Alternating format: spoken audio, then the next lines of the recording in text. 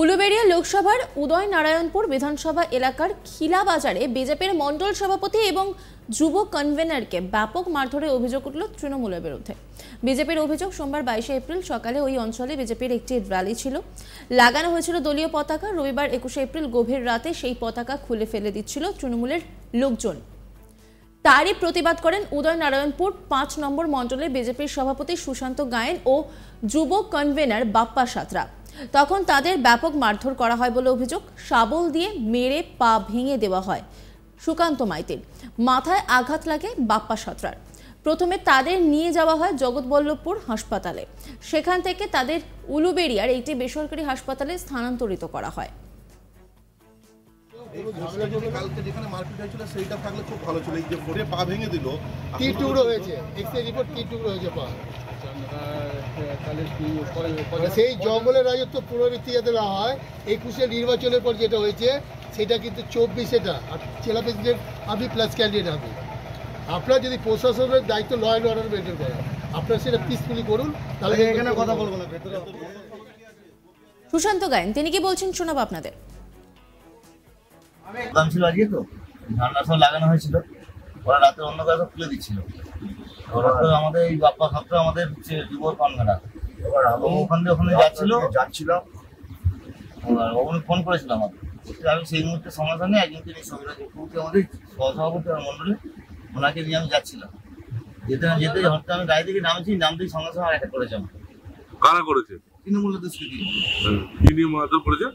শাবল দিয়ে, সামনে আমার চেন ছিল, চেনের সঙ্গে ডান্ডা হাতে ধরার মতো গেছিল, সে চেন দিয়ে শাবল দিয়ে মারধর করেছে। পায়ে শাবল দিয়ে মেরেছে, পা ভেঙে দিয়েছে, পিঠেতে মেরেছে, ঘাড়ে মেরেছে, নাক দিয়ে মুখ দিয়ে রক্ত বেরিয়েছে প্রচুর কালকে। ঠিক আছে, আজকে ধোয়া হওয়া পরিষ্কার হয়ে গেছে, নাকের ভেতর দেখলো হয়ে যাবে, আমার রক্তের মধ্যে আছে। মাথা এখন দগ্ধ করছে, এগুলো ওই জায়গাটা ঘাড়ে দিয়ে চেন দিয়ে সব মেরেছে, পিঠেতে হাতে এতখানি লম্বা চেন এবং ধরার জায়গা আছে, জিম টিম করে মনে হয় সব মধ্যে। এই চেন দিয়ে মেরেছে ঘাড়ে, পিঠে। আরো চিনতে পারছেন? হ্যাঁ, দুজনকে আমি চিনি, বাকি কোনোকে আমাদের জেলা সম্পাদক আছে, উনি চেন ওরা এলাকায়। তো আমাদের তারপরে একজনের নাম হচ্ছে তমাল পাত্র, আরেকজন হচ্ছে নাম নবভাগ সমুভাগ। থানায় অভিযোগ দায়ের করেছেন? আমি অভিযোগ করেছি, কিন্তু কেস নেয়নি, একটা লিখিত করে নিয়েছি। দোষীদের দ্রুত গ্রেপ্তারের দাবিতে উদয়নারায়ণপুরের পেরু থানায় যান বিজেপি প্রার্থী অরুণ উদয় পাল চৌধুরী। এই প্রসঙ্গে অরুণ উদয় পাল চৌধুরী বলেন, তৃণমূল পায়ের তলার মাটি হারিয়েছে, তারা বুঝে গিয়েছে মানুষ আর তাদের সঙ্গে নেই, তাই মানুষকে ভয় দেখাতে সন্ত্রাসের আবহাওয়া তৈরি করছে। তৃণমূলের কোনো প্রতিক্রিয়া পাওয়া যায়নি। কি বলছেন বিজেপি প্রার্থী শোনাব আপনাদের।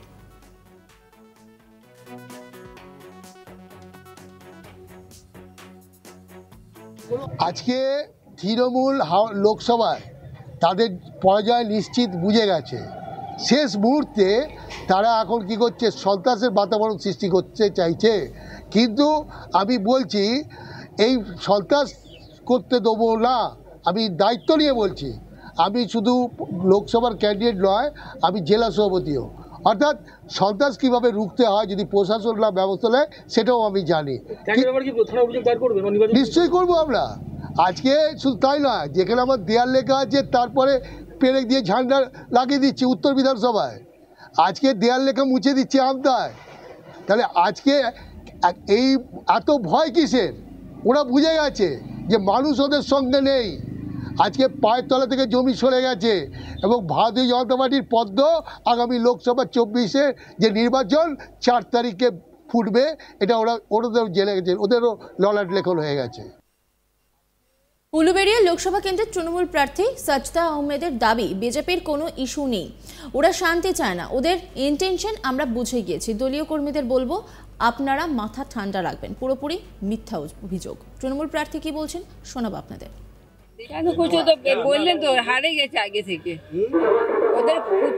ওদের কিছু ইস্যু নেই, ওদের এটা একটাই ইস্যু, ওরা শান্তি চায়, দেশে শান্তি চায়। ওরা বিজেপিরা ওরা শান্তি চায় না, আগে থেকে ওরা স্টার্ট করে দিয়েছে। ওদের ইন্টেনশন বোঝা গেছে, ইন্টেনশন আমরা বুঝে গেছি। ওরা কি করবে, 1 মাস টাইম আছে।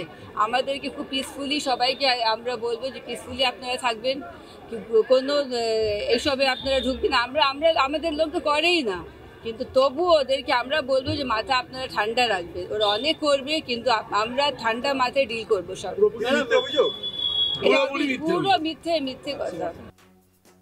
এই নিয়ে রিপোর্ট তুলে ধরেছেন আমার কলিগ বৈদ্যনাথ, দেখাবো আপনাদের। উলবেড়িয়া লোকসভার উদয়নারায়ণপুর বিধানসভার খিলা এলাকায় বিজেপির মণ্ডল সভাপতি ও যুব কনভেনারকে মারধরের অভিযোগ উঠল শাসক দল তৃণমূল কংগ্রেসের বিরুদ্ধে। সূত্র মারফত জানা যাচ্ছে খিলা এলাকা বিজেপির একটি র্যালি রয়েছে, আর সেই র্যালির কারণে খিলার এলাকায় বেশ কয়েকটি জায়গায় দলীয় পতাকা লাগানো হয়েছিল।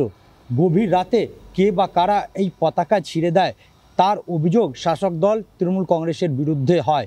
আর সেই নিয়ে যে মণ্ডল সভাপতি রয়েছেন সুশান্ত গায়েন ও যুব কনভেনার রয়েছেন বাপ্পা সাঁতরা, তারা যখন প্রতিবাদ শুরু করেন সেই সময় তাদের উপরে চড়াও হয় তৃণমূল কংগ্রেসের সমর্থকরা ও তাদেরকে ব্যাপক মারধর করা হয়। অভিযোগ রয়েছে যে শাবল দিয়ে তার পা ভেঙে দেওয়া হয়েছে। গুরুতর আহত অবস্থা তাদেরকে জগৎবল্লভপুর হাসপাতালে নিয়ে যাওয়া হয় ও সেইখানে চিকিৎসার পর তাদেরকে বেসরকারি হাসপাতালে উলবেড়িয়া ভর্তি করা হয়েছে, সেখানে তাদের চিকিৎসা চলছে।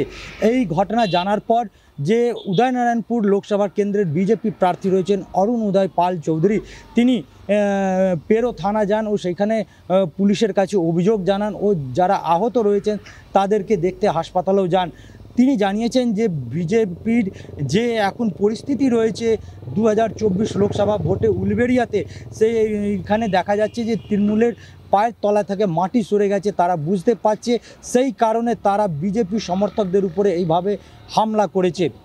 যদিও তৃণমূল কংগ্রেসের পক্ষ থেকে যে তৃণমূল কংগ্রেসের বর্তমান সাংসদ ও তৃণমূল প্রার্থী সাজদা আহমেদ, তিনি সরাসরি অভিযোগ অস্বীকার করেছেন। তিনি বলেছেন যে বিজেপি অশান্তি চায়, শান্তি চায় না, সেই কারণে এই ধরনের অশান্তি বজায় করছে। এই ঘটনায় কোনো রকম তৃণমূল কংগ্রেস কর্মী সমর্থকদের কোনো হাত নেই বলে তিনি জানিয়েছেন। যদিও দেখা যাচ্ছে যত 2024 লোকসভা ভোট সামনে আসছে এই ধরনের ঘটনা বারে বারে দেখা যাচ্ছে। এর আগেও দেখা গেছে সিপিএম এর র্যালির যখন যাচ্ছিলেন সমর্থকরা, তাদের উপরেও হামলা করা হয়েছিল ধুলাগড়ি এলাকায়। এরপর উলবেড়িয়ার যে উদয়নারায়ণপুর এলাকা রয়েছে খিলা, সেইখানেও এই ধরনের ঘটনা ঘটেছে। তৃণমূল কংগ্রেস যদিও এই ঘটনা অস্বীকার করলো, বিজেপি সমর্থক বা বিজেপির নেতৃত্বর একটাই বক্তব্য যে তৃণমূল কংগ্রেস চাইছে না যে বিজেপি এইখানে শক্ত হোক, কারণ বিজেপির যে জমি রয়েছে সেটা এইখানে শক্ত হয়েছে, সেই কারণে তাদেরকে এইভাবে আটকানোর চেষ্টা করছেন বলে জানা যাচ্ছে। নজর রাখুন আজ তাক বাংলার ইউটিউব স্ট্রিমিংয়ে।